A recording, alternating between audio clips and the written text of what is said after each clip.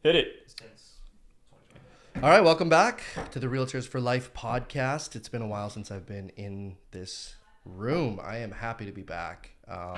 We're happy to have you. Thank you. Yeah, it kind of got. I think it's April or It was May of started with Joe 2023. and I, and then it kind of evolved, and I produced several children. And I think this will be the main core. yeah, I think so. I want to kind of step back Colin's into this. become a fixture in this. I love that. Yep. I love that. Back to back. We got our mortgage insights. Yeah. But yeah, it's been a while, and I'm happy to be here. And it's wintertime now. It's slowing down out there.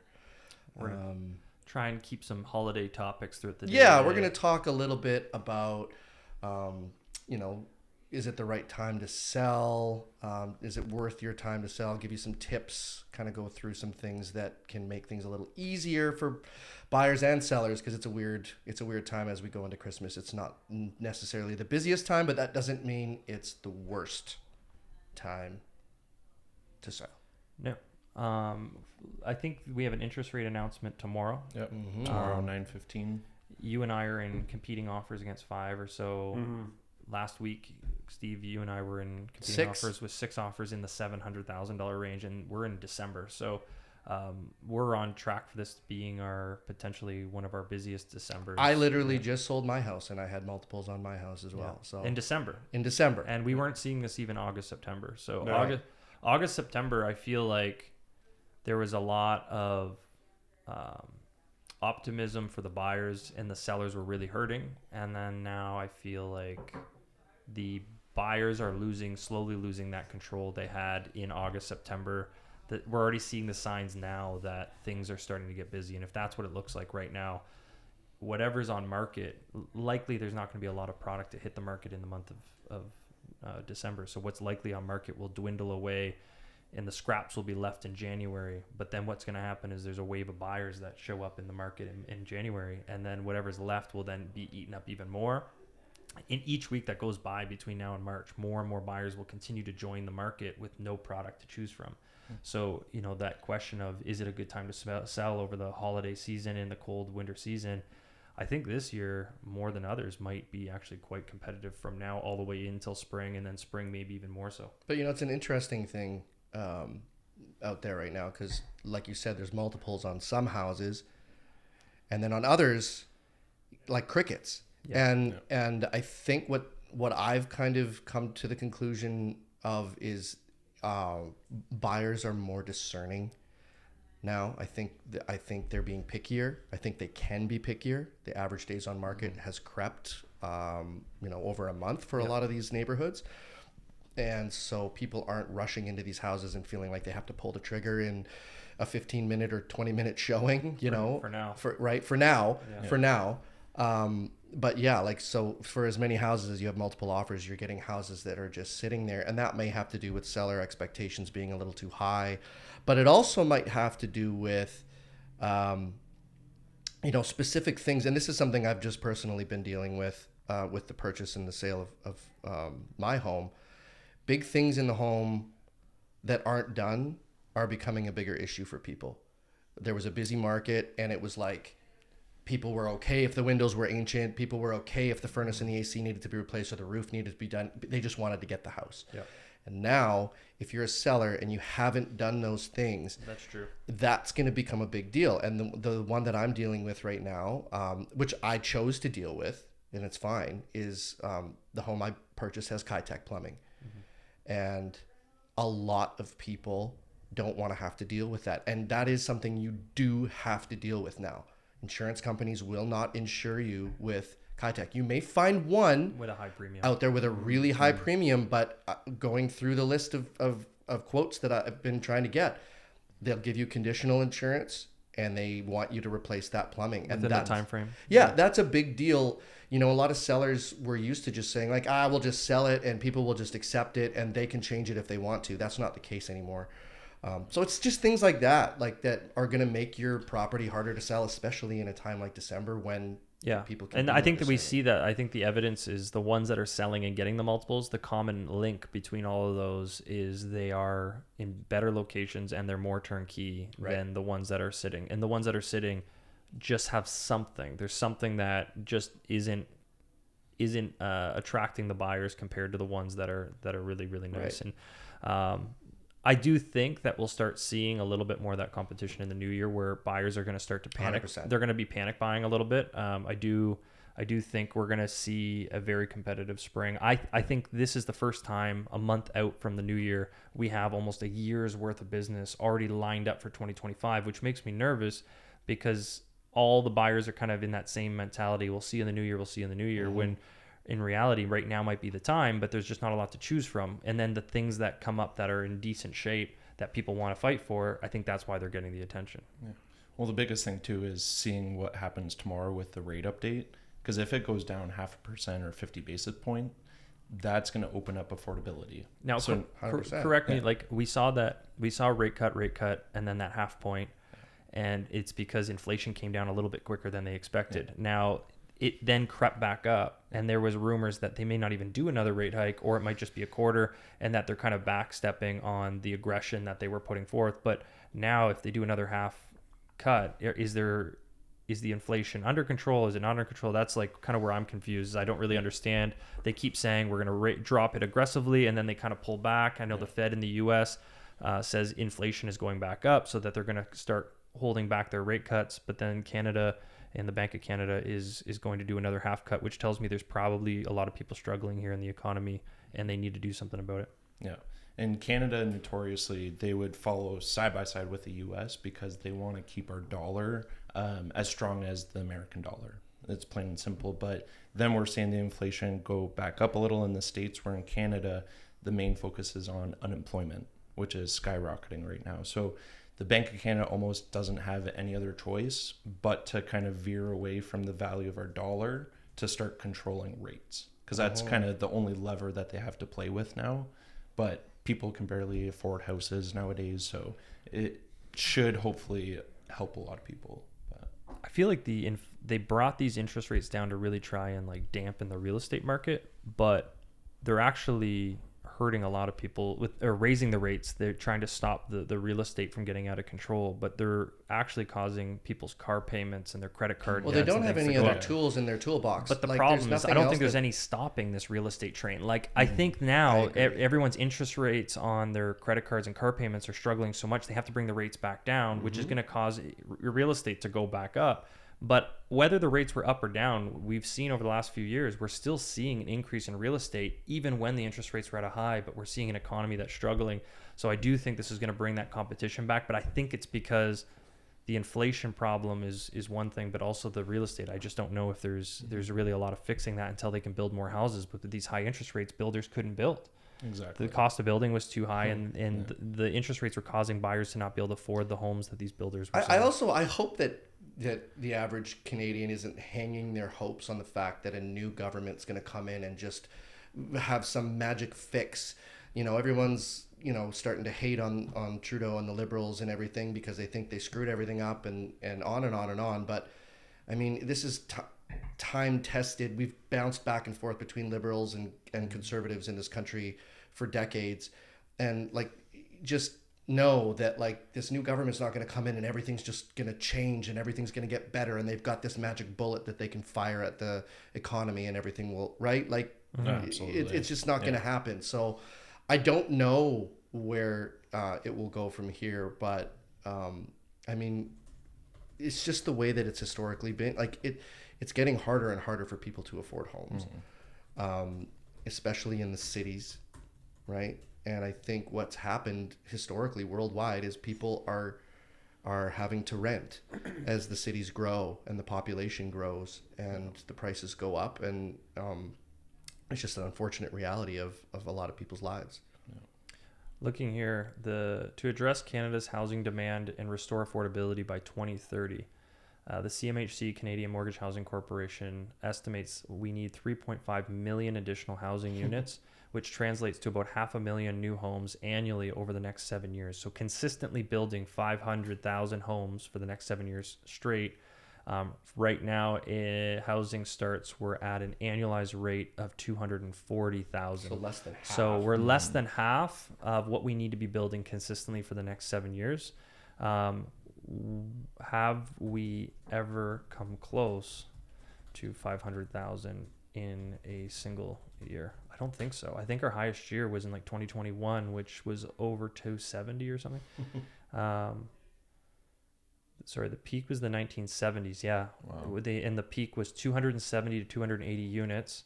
In 2021, we did 271 units. That's what I thought, which was the highest in decades. And then in 2023, we went down to 240. We've never really broke past the halfway point of what we need to be building per year for the next 7 years. And these high interest rates are preventing builders from building at a profit, because what they're going to need to sell these units for what they had to buy the land for. But And not the only cost of that, building. it's the red tape, and I think that's one of the things that needs to change. Is there needs to be less red tape for these builders to actually create these housing starts, right? Because a lot of the time it's years and years and battles and trying to get the permits and do it's just not sustainable continuing to do it the way that they're doing it.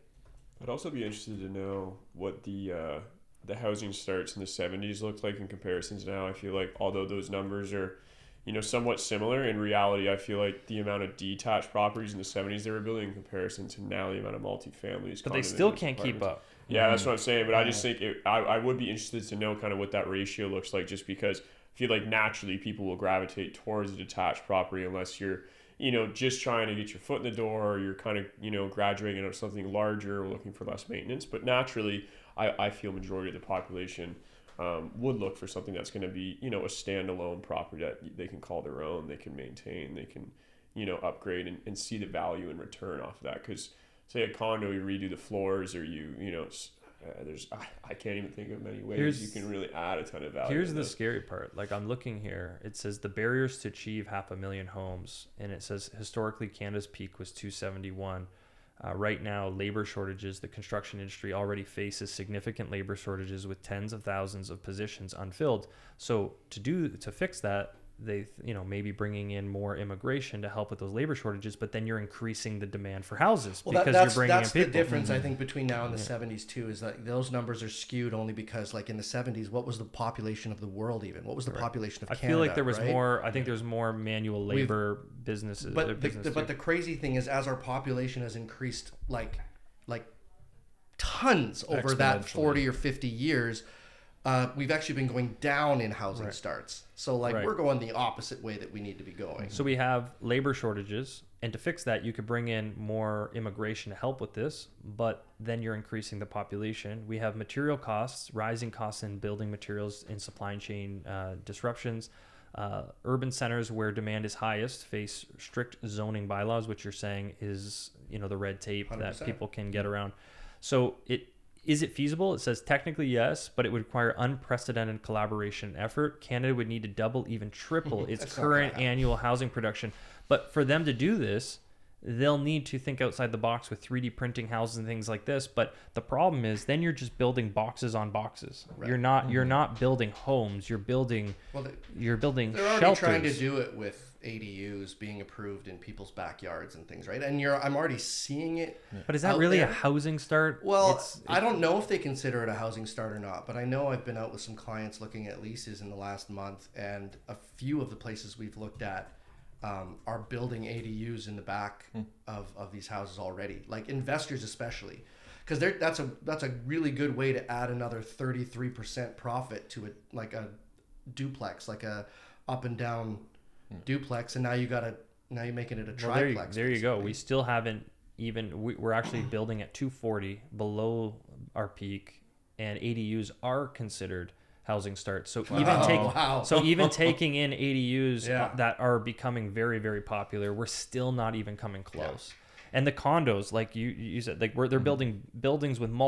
they can build 30, 40 units in one go, and we're still even building condos and high rises and ADUs in backyards. We're still not even coming close to the peak of 270, which is half of what's happening in a place like Toronto. A lot of these condo projects are stalled out or canceled already. A lot of these things that started taking deposits and everything in the height of the market back in 2021, basically, they're not even going to complete those projects.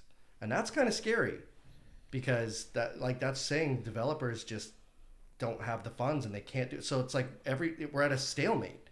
We need these housing starts. We need these properties, but builders won't even be able to financially do it. They can't feasibly make it profitable for themselves. Yeah. So, I don't know. It's a tricky one to nail down. If I'm just asking, give me year-over-year price predictions in Canada if they can't keep up and reach these targets. ChatGPT, my best friend. All right, so in 2024, the average home, it says here, is $683,000. I actually don't know. I pay more attention to the local Windsor market, but it expects, if they can't keep up, 713 by 2025, and it didn't give me anything after that. So, in conclusion, if housing construction does not accelerate to meet demand, Canada is likely to experience sustained year-over-year increases in housing prices, further impacting affordability, especially in high-demand regions.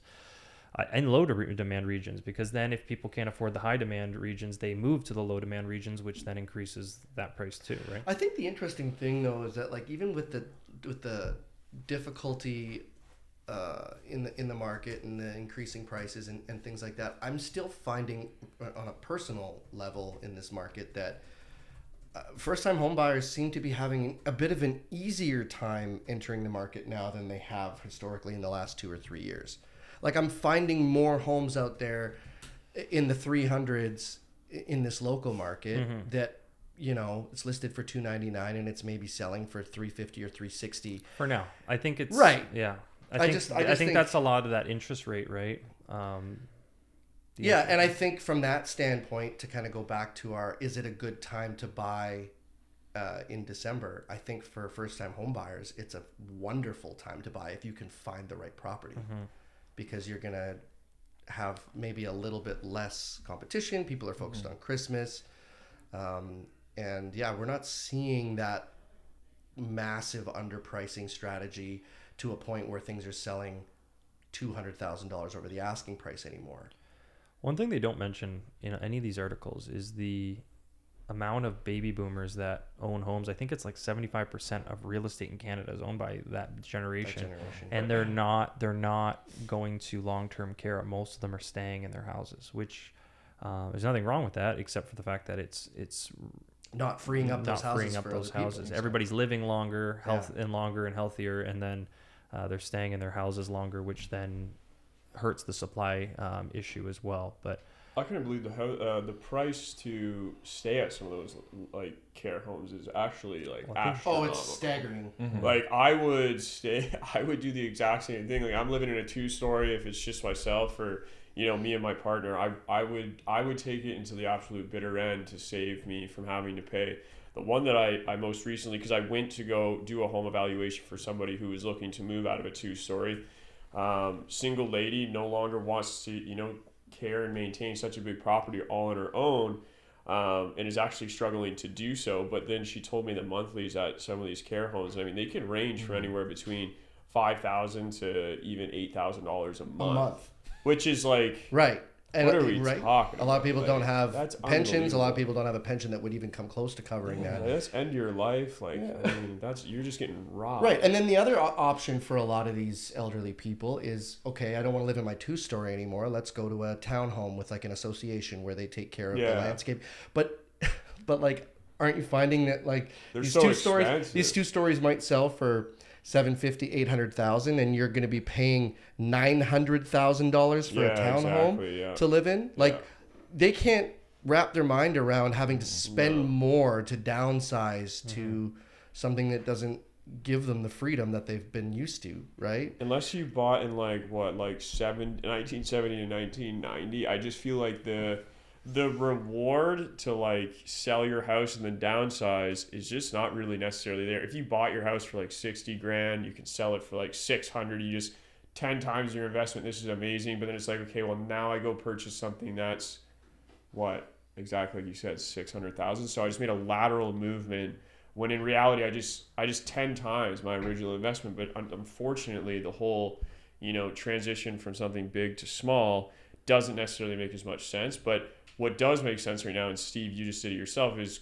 moving up in the market, moving from the downstairs to the upstairs because the upstairs is struggling so much, because the $800,000-$900,000 price points aren't moving, and the ones like 550 or 500 below are still so busy. Like in the sense that, like we said, regardless if the time of year, if you present it well, you're still going to sell, and that's just kind of the way things are. But it is kind of a shame because you do have that bottleneck, I feel, at the top of the market where your baby boomers and your older gen just doesn't know what to do. So they're just staying in these houses, again, just kind of pushing that downward pressure. No one really knows where to go. No one can get out from where they're at or even get into the market. So it's a tough spot to be in. I think we just keep kind of hammering it that I don't think there really is necessarily a solution. No, because look at what they're doing. Like, look at what the builders are doing for new builds. Like the new builds, the vast majority of them are like $1 million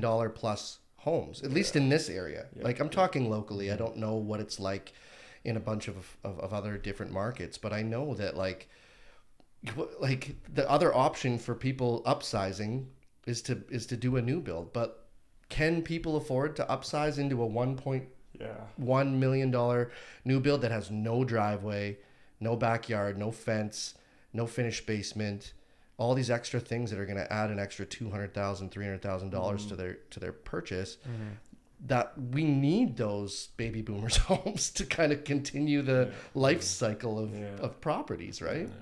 Circling this back to is at this time of year. Let's circle back. Let's circle back. We did the weave. We were doing the weave.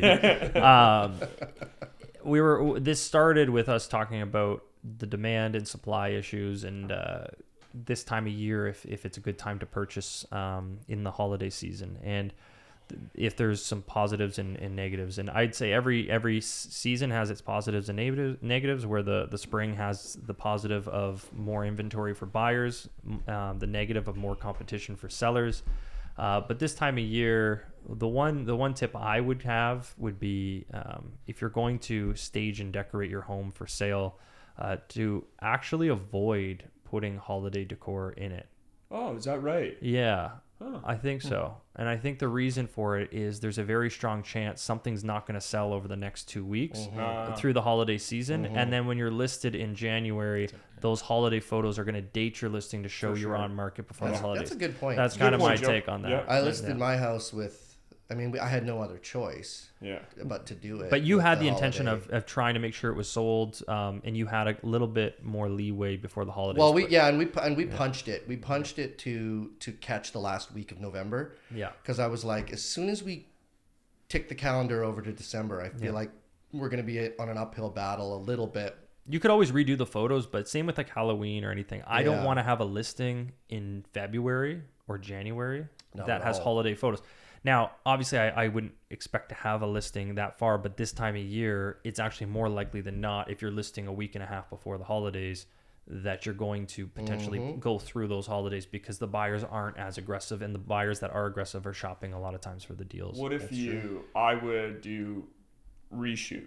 Just because don't you feel like when you go into a house, Christmas time, you got lights. Yourself there. Yeah. You see the Christmas tree, like you see, like I feel like kind of creates that cozy vibe. But I definitely agree with you because you do see it. Where you're like in the second week of January, holidays are over, you're probably pretty down in the dumps. Yeah. And you just are looking at photos of like there's Christmas trees and stuff, and I'm just like, oh no, you've been here for a month. That's reshoot for sure. True, it's reshoot. True. I think you'd want to bring a photographer or your team back through to kind of get that.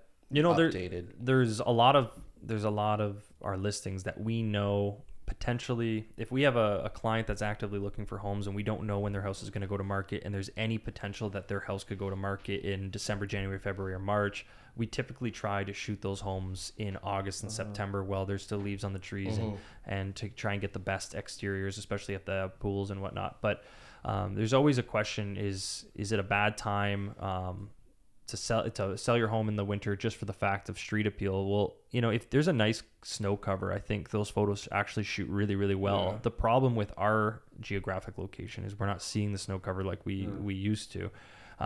We've had some amazing photo shoots of the exterior where it's just perfectly snow covered. I tell them, once it snows, don't go walk out in the backyard. Let me get the drone out and around the house to get this nice clean coat of snow, especially when it's like layered through the tree branches and whatnot. You had a great, I remember it, the drone footage on the canal.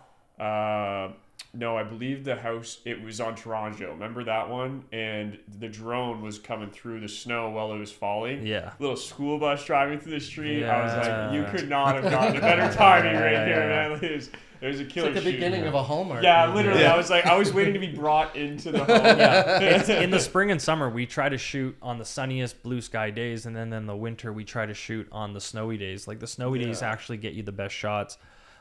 We just don't see them as if you're often. roof stated, you could hide it. What's which that? is even better. Your roof stated. You'll Yeah. I can't control the weather. Yeah. If the lawn sucks and the dog ripped it That's up, right. Yeah. we'll just wait till it snows. I Yeah. can't control it. Yeah, sad thaw for the new homeowner for sure. Yeah, so as far as selling at this time of year, I don't, it just really depends on the scenario. If you're a first time home buyer, it's not a bad time because statistically things are going to be a little more expensive in the spring. If you're a homeowner, it's usually relative.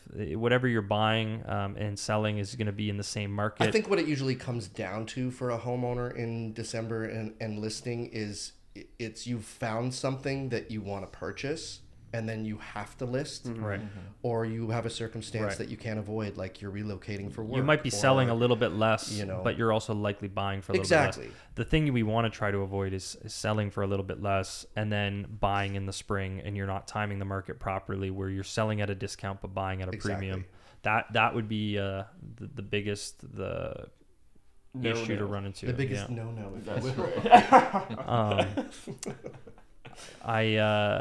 Curious, if you were to pick the best neighborhoods around our region for holiday lights, do you have any bias? Okay, so I read something on my Flipboard the other day. It was talking about, have you been to that house in Kingsville that's done the crazy like the light show? Yeah. Yes. So they actually got slapped down this year with bylaws. Oh, I heard that. And it I makes didn't know sense. that was that was regional. I didn't know it was in our area. Yeah, it was Kingsville, and these people are actually going to move to be able to do it again. Yes, because but think about it. Like they're in a neighborhood, and they do it for 6 weeks out of the year. They put this crazy light show on that they've got all controlled, and it's a show. Mm-hmm. It's like a 20-minute show, and they do it like 3 times a day.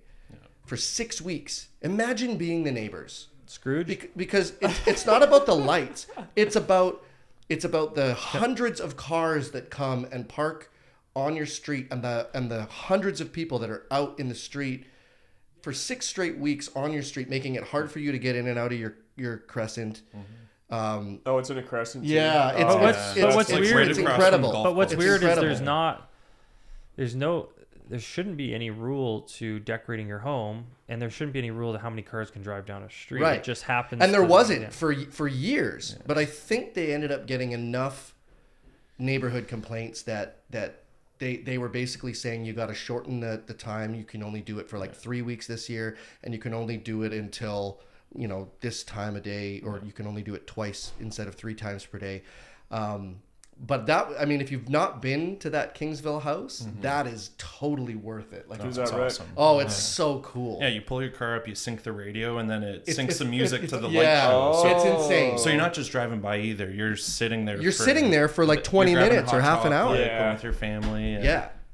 Oh, so you're part of the experience in your car with the radio. That's fun. Yes. That's good fun. Well, you know what? Let's hope that they find something maybe with a little bit less neighbors. Yeah. It's Right. well, like well, go get a county, go. go get a county property and Yeah. do this, and people will gladly show up and pull onto your lot and everything. It is. I remember going a few years ago, Throw an ice rink out and that there. was my very first thing that I said. I was like, I just I see. So think the neighbors may. So even though it's a 20 to 30 minute show, they had people lining up for hours to get a view of the show. So it wasn't just people driving by for the show; it was people lining up and waiting for the show. And staying there. Yeah. Wow.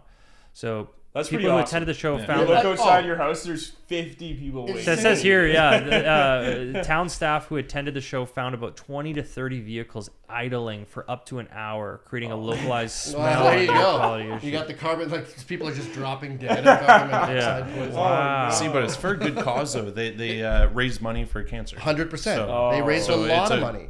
Yeah. Damn. No, Yeah. I think it's a great thing. I kind of see the argument on both sides. 45,000 Most definitely, yeah. Yeah, I mean, 45K, wow. Good for I them. say why shut it down, but then I guess if I was the immediate neighbor, Not even just the immediate neighbor, Joe. Like literally, if you go there when this show is happening, you're blocking. People are blocking everybody's driveways. The whole crescent that it's on gets gummed up with cars. My God. And it just, like it's wow. it would be very inconvenient to live. Can you on imagine that like street. you're in the front, you got there so early, now you gotta like go pee? So you went and saw it? Where you Yeah, Yeah, it's exactly. awesome. Yeah, we used to have a neighbor It's amazing. around the corner from us that had. I remember. He I had know the this on Edgar. Yeah, he had Yeah. the lights going and radio. You the could tune you into the could tune radio. it, and he had a donation bin out front and stuff. And he just had it synced to a local radio station. Mhm. Yeah, That's yeah. awesome. Yeah, it was cool. We got one nearby, nowhere near to that. Look at But like, this. it's always really cool to hear the music with the lights. It's really Oh, and like the whole tree, and Low-key everything. kind of looks like Fort Knox with the light at the top. Yeah, You know right. what I mean? Like they're gonna come down. Yeah, but that does the like. Mm-hmm. This does is not what? a. This is not a. Excuse me, Joe. This is not a cheap setup. This is No, crazy. I don't doubt it. I can't imagine. Yeah, it was really cool. Really cool. Yeah, to go see. go buy an acre, create a whole little drive at the front, maybe an ice rink, and then I feel like maybe that's Go what they'll do nuts. because they Yeah. actually said they have intent to move. Now, there's more money if I than had there is. the light show for my listing, if they go to sell it with the light show, Yeah. does that help advertising or deter I advertising? don't know. It's like open house here. It sounds like a good opportunity to go and see if we can get the listing. That's true. That'd be a cool listing. I mean, I would be like, can we keep the lights up for the open house for sure? In the middle of in the summer. middle of the night. In the middle of the night, we have an 8 o'clock open house. Yeah.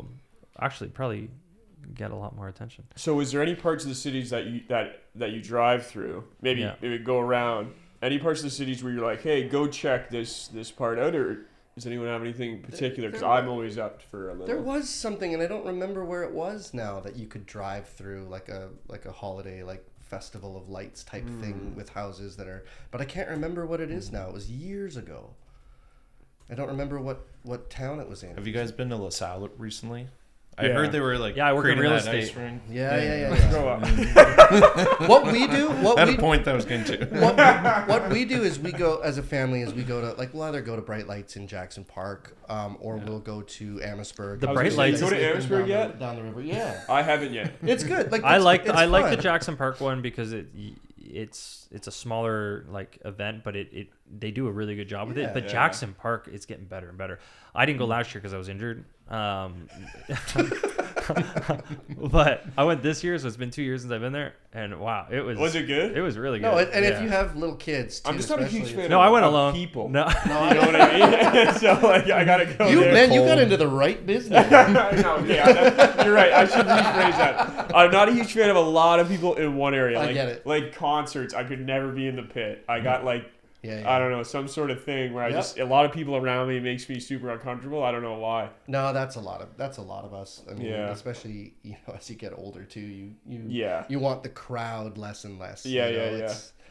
It's it seems like it's pretty well mixed through all the neighborhoods in the area that it recommends to check out houses. If I had to guess, How do you know all this, Yeah, that's ChatGPT? crazy. I know. Gives the actual address. I just give it on the podcast. Go check Stephen it out. Wild is actually moving to this address. Well, shout out to the 500 block of Vanier in Shout out. Remington Park, because it says here residents here showcase impressive holiday spirit through their Nice. decorations. It's always Shout awesome out, when shout you- out Vanier. Shout out. Shout out. It's always cool when you see the whole neighborhood get involved. Like they all get it professionally done. They all like take it super seriously. Yeah, like the 2200 block of Victoria Avenue, a standout area for holiday decorations. And these are all like your vintage Well, that's a cool Victorian block. That's style. a really That would be cool like the block. McAllister houses. Yeah. That's awesome. That'd be And pretty it's- sweet. I have driven down that in the holiday season, and it's really nice. Yeah, the McAllister house. That'd be a. So you know what we're gonna do next year on our new house is, have you seen those permanent outdoor light strips that you add to your house? I think the company's called Govee or something, and it's Give him a shout out. It's Govee. Give me a discount. Yeah, exactly. But basically, I saw a house the other day actually that had it, and it looks phenomenal. But it's like these LED light strips that you put on your soffits underneath all your things, and then it's all controlled by your phone. I'm looking at it here. And it's Is that it there, Steve? Yeah, like it's incredible, and you obviously you just leave them up because they're just a light strip. So on Halloween you can go like yes, that's cool. Wow. On Valentine's Day you can go red. Yep, and St. Patrick's Day you go green. I could go all day here. You absolutely 100%. Canada Day you go red. Yeah. You can also create like light shows with it. So it's like talking about that other house that obviously this is not to that level, but you can actually have it like flashing, changing colors, doing things.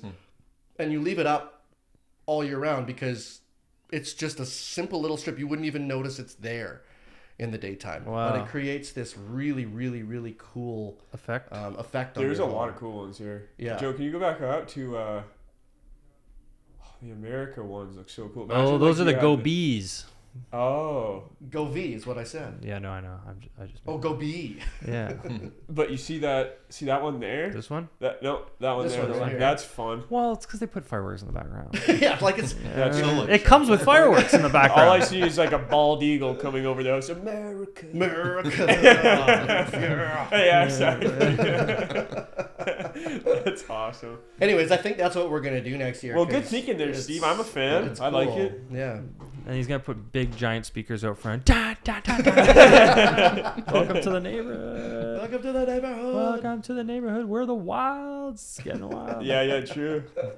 We're the wilds. We like to get wild. Watch this next hour show. I'm gonna switch gears for 2 seconds. Yeah. And just While you talk do that, about- I'm gonna use the washer. and just talk about how the last 2 nights I have been sleep training my youngest daughter, and it has changed my life again. I remember the first time we did this with our first child, and it was like going from waking up like 7 to 10 times per night to like your child sleeping through the night, and you don't realize how sleep deprived you are until all of a sudden you get a good night of sleep again. Because I haven't been getting a good night of sleep, and my wife's had it worse, obviously, because she's been having to feed her many times in the night, so she's up longer. But like, you don't realize how much waking up like 5 to 7 times per night every single night affects you in every other aspect of your life. Like, I'm a fitness guy. I like to work out. And I've been like, my shoulders have been bad, my neck's been bad, my back's been bad, and I didn't really know what was going on because you get so used to waking up several times in the night that it just becomes your life. But like, I think what was happening, because I woke up today and I feel fucking fantastic. Do you feel amazing? Yes, because I got a full night of sleep this last night and the night before. I can only imagine. And like, my whole body feels better. My pains, my aches and pains in like I have bad shoulders and my neck's been bad, but like, they're all starting to go away. And it's because you need that rest for your body to actually heal itself. And I've just not been getting that for like 4 straight months. I've not been getting that. And my daughter slept like basically 12 straight hours last night. Incredible. And my other child also sleeps basically 12 straight hours. So we got full night of sleep. And I woke up like I was literally like, boing! This morning I was like, whoa! Like the colors seem brighter. Yeah. Everything seems clearer. It's just crazy how much it affects your life. And same thing with like motivation to like do things, and because you're just fucking tired all the time. Yeah. And I finally got a full night of sleep last night and the night before.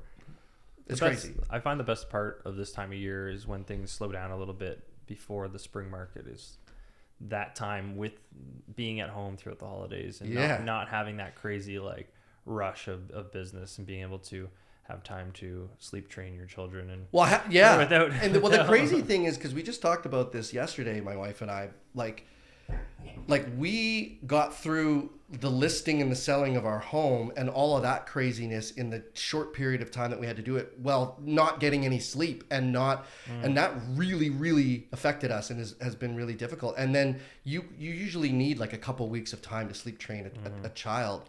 When we have that time, it's like the holidays are coming up. We're going to visit my family in Saskatchewan in a couple of weeks. Like we had to sell our house.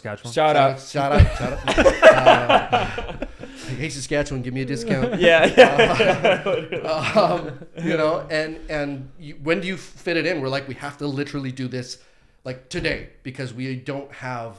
But then we're going on a plane, and then we're in a completely different environment. So it's just crazy. I mean, I know you said this time slows down, but like it slows down in certain ways, and the other ways it doesn't slow down. It's definitely still very busy, but slow in comparison to like a summer market. Where you're losing your mind. It allows you time to like reset and get organized and focus on family, especially in these coming weeks, because most people understand like these are times that people take off, right? So it gives you a little bit better of an excuse. And we just got back from a little trip, and it's just nice little micro breaks. Great Wolf Lodge. Shout out Great Wolf Lodge. Shout out Great Wolf Lodge. Shout out. Yeah. I still smell like chlorine 3 showers later. Oh man, it's actually the best when you walk into those places though, and all you can smell is chlorine. Yeah, I'm like, this is a gas chamber. Yeah, it is. But that is the smell of childhood fun. Like when you go to a hotel and they have a pool, or you go to like anything and they have a pool. That's the smell. Yeah. But I saw a video the other day that said it was like a MythBusters style thing. Oh no. And chlorine only smells like that in a pool when there is a ton of pee in it. Like a ton. On, man. No, it's not. It's not. It's true. Oh, no. It's true. No. Yeah. So that smell that we grew up with, it is like the pinnacle of our childhood. That's just pee. It's just pee. Well, I have a chlorine pool, so I don't know what I'm doing this summer. All right. Reminisce.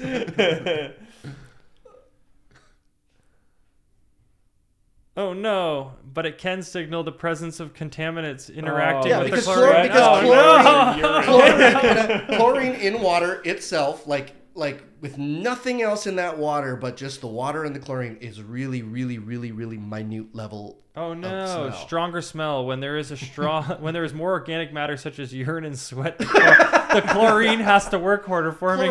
Oh, good! Oh, awesome.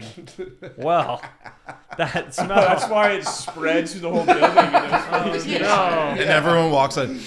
I love that smell. I love it so much. Oh no! Oh no! Gross. Ruined everything for me. I'm so sorry. Oh man. But I still like it. I still like. Still that love smell. it. Dang. I'm looking through here at ChatGPT, giving me some holiday topics for us to fill your stockings with. Get what I did there. Nope, this is all very negative about the market. Tips for small spaces, making the move before the new year. Actually, that is one thing. Oh, okay. So talking about that, because it says discuss the pros and cons of closing before January. One thing to highlight to people is a lot of the time closing between the dates of like December 20th and January 6th-ish is actually not even really much of a possibility because a lot of the lawyers are gone. And these guys right here, how long you out of the 24/7? 24/7. Just the lawyers. Just the lawyers. Right? Shout out RBC Bank 24/7. Yeah. Shout out REC. Hey, listen, Colin, he'll answer your phone call on Christmas morning. Absolutely. Yeah. No, don't do that. I'll answer your phone on Bianca? Christmas morning. You will? Yeah, I'll sell houses in the delivery room at the hospital. You do sell houses in the delivery room. I did sell a house in the delivery room in the hospital. Well, this is shout out delivery room of the hospital. Yeah. Discounts. Yeah, shout out everything. Like this guy. Sorry. All right. Snowbirds. Hey, buying a vacation home this winter. Nope, none of us. Oh, man, you're so Listen. great. None of us. Vacation homes. We were talking about this in our friend group just a couple days ago, and I don't know, like. You got some rich friends? No. No, None of us own them, and that's kind of one of those like pipe dream type things that might happen later on down the road in life. But I personally just want to because of things like VRBO and Airbnb and all these things, I love to be able to just show up at a place for 3 days, 4 days, or a week, and kind of move yourself in and not have to worry about the maintenance of that property at all. Yeah. And then just pack up and leave, and you're done. And then you can go to a different location next time, and the next time, and the next time. There, for certain people, I guess a vacation property is. But you kind like of a to go to dream. different places. I like to go to different places, Yeah. and I like to not. I think a lot of the time people underestimate the amount of work and maintenance it is to own that property, and so then you think, okay, great, my family's going to stay at this at our vacation property for 2 weeks, but the first 3 or 4 days that I'm there, I have to basically open it up and get it all going again, and I got to show up several times throughout the year to make sure that it's in good shape. Maybe I have to actually rent it to be able to make the financial side of it work, and then that comes with a whole nother host of problems and We things thought about that- for the longest time getting a cottage, and then we Right. thought, like, with little ones, how often are we going to use it? And then that means we have to, like, we feel guilty that we have to go to our Exactly. property, and we go to the same place. We Right. have to maintenance, and like, what if the neighbors aren't great? Where then we decide to get the trailer for the fact that we can take it to different locations, Exactly. and it's much Yeah. more affordable for the stage of life, at least. That Yeah, we're I in. think it's a cool dream for people to have, but I think people often overlook how much headache it can be to own a property like that. and, I would and stressful. love a cottage, I think. Yeah, so you're the different type of person. Before- But I wouldn't I'm saying, disagree. like before, like a Florida or something like that. Like Oh, how yeah, cool yeah, would yeah. like just like even like let's pretend God forbid another COVID hits or something. That's where I'm at. You just like I'm escape. just going. Yeah, Yeah, that's Fashion. fair. that would be so like. What just about your clients, Christian? abandoned? Christian doesn't like signal. people, man. Christian doesn't like people. All right, expose me like that, guys.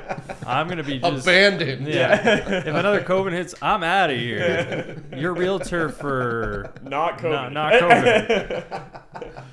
Dude, You know, but talk like, come on, the headache that you guys had to go through, during the COVID times.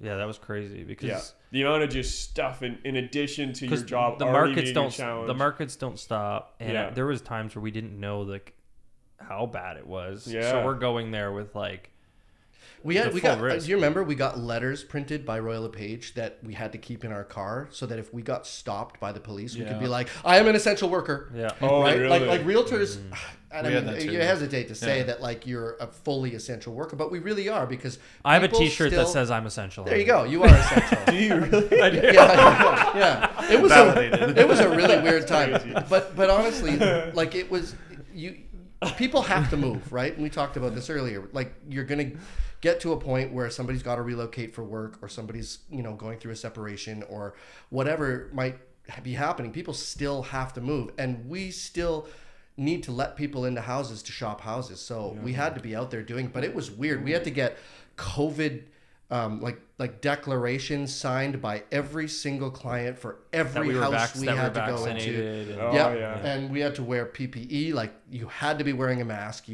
At first it was like you had to be wearing gloves. said PP. PPE. I get it. That's crazy. But you had to. And I do not miss those masks, man. The sweaty No. face and like. Well, the worst so- part is when you went into like listing appointments for an hour and you had to wear it, and you could feel like yeah. your nose starting to run, and Oh, like you man. wanted to breathe, and you'd like show your nose, and your client would be like, but then even like a year after, you'd have clients that's Oh, still for masked sure. up. There was, and- I still like, even it's been 4 years. You still see some people who are just not comfortable being in public spaces without a mask on. So I mean, to each their own. Go crazy, but well, it's also wild. like I mean, you have to understand there's people out there that do have pre-existing conditions and things Absolutely, that yeah. like they're doing everything they can to make sure that they might Remember we have a chance we of not had getting it. at every listing we had sanitizer bottles, we Yep. had latex gloves, like whatever people wanted was there. Then you had the declarations where people. What's such a weird time. was such That a must weird have I've been blocked a fun lot to of that do. out I of my have too. memory. I Like, have it Just too. just, on at the start of each day, like kind No, of there feel was like there was you're a time working where as we a doctor left or like something. latex gloves at the door with boxes. We left masks in case someone didn't have a mask to put on, or in case they forgot it. We had the sanitizer bottles. did you know that it's the reason why it's one per time block for viewings now. Before that, you could No. show Yeah, up you could at overlap. any time. Oh, You could wow. overlap any showings with Okay. any. You'd show up sometimes and there'd be Really? 4 other people in there showing the house at the same time as you. Oh, brother. I don't So- like that. So what? But it is. What- So there was no privacy Nothing. in your showing. No. So what came You very had no guarantee that you weren't showing up there. what that's changed amazing. what changed in the industry during that time was the in-person offer presentations pretty much came to a halt. Oh yeah, and that was you went to I present don't your mind offer. that part. I do. Oh, want That's that still to it's come still back. it still happens, I but liked even it too. even the February in March that year, we were every Tuesday offer presentation here at the office. Yeah. And then, so that stopped. Then we went to Zoom calls. Zoom came in as Yeah. a big thing. Yeah. Electronic signature was already a big thing. Then we got our own virtual tour software so we could do the virtual tours and offer that.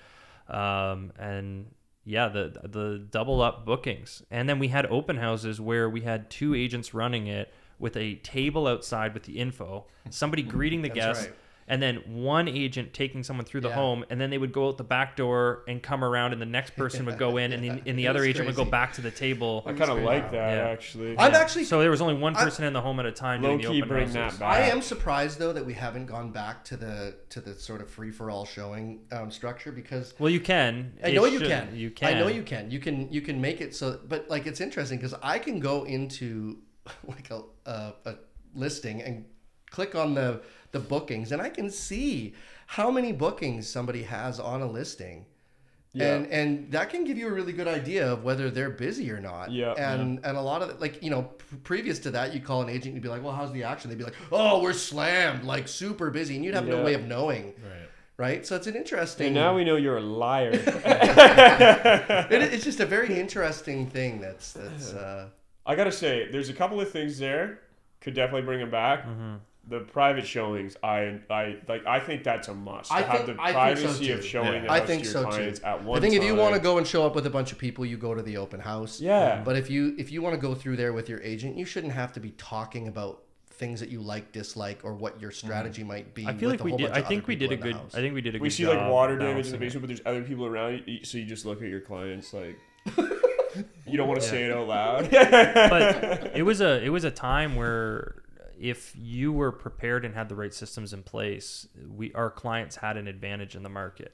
Like there were things that our listings would do. Like a lot of people just stopped doing open houses where, if you got creative and still did that, you had that edge now on certain, That's right. on certain people. If you were doing the virtual tours and offering, putting these things out there and offering free Zoom walkthroughs. Like if you remember, there were people doing virtual open houses Yep. where they would Yep. be live. They Yep. would be live on Facebook. Oh. So then people would be like, "Could I see the kitchen?" And they'll walk them Like over a to the celebrity kitchen. style. Yeah. Yeah. Like, hey guys, it's me, Christian Conley with Joe Conley Real Estate Yeah. Team.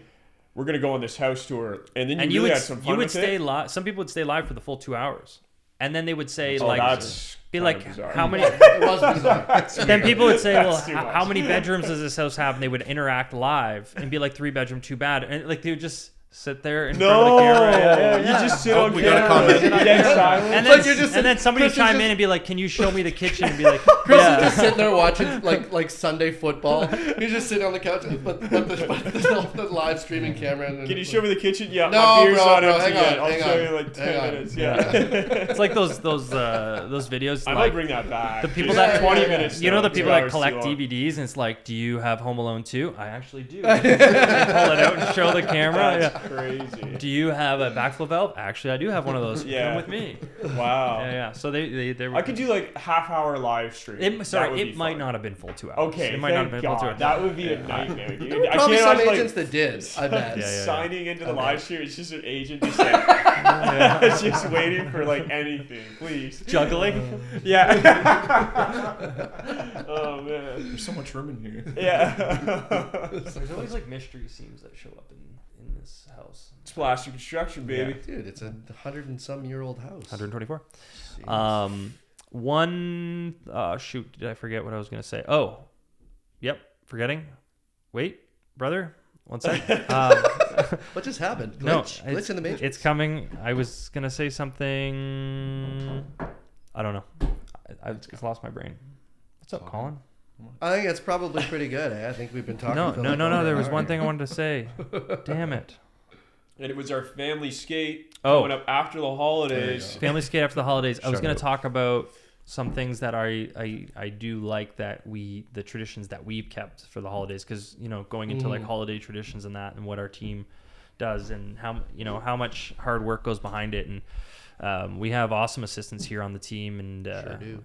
I think for like 10 years we do wine for our clients with like custom labels and whatnot, and we just did the wine bottling last week that you skipped out on. Yeah, sorry guys. and, Still need the video. It was hilarious. But it is a fun time of year doing those traditions, and we bottling like 1,600 or 800, 900, whatever bottles of wine. That was the first and, wine bottling I've missed. yeah, and our traditions that we do for our clients and for our referral source and referral base. So yeah, I don't know. That's all I was gonna say.